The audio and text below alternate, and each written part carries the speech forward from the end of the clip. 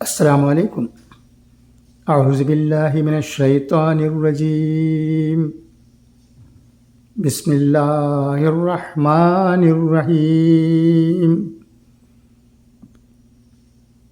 القارعۃ ما القارعہ وما ادراک ما القارعہ یوم یکون الناس کالفراش المبثوث وتكون الجبال كالعهن المنفوش فأما من ثقلت موازينه فهو في عيشة راضية وأما من خفت موازينه فأمه هاوية وما أدراك ما هي نار حامية۔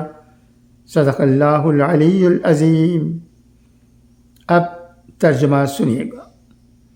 وہ کھڑکھڑانے والی چیز، وہ کھڑکھڑانے والی چیز کیا ہے، اور آپ کیا جانو کہ وہ کھڑکھڑانے والی چیز کیا ہے۔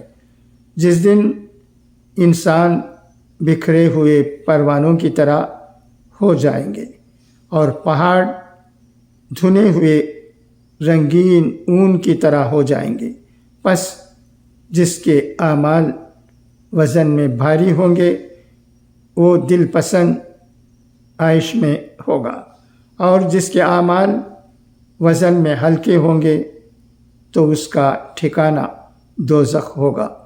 اور آپ کیا جانتے ہیں وہ کیا چیز ہے؟ یہ دہکتی ہوئی آگ ہے۔ خدا حافظ، فی امان اللہ۔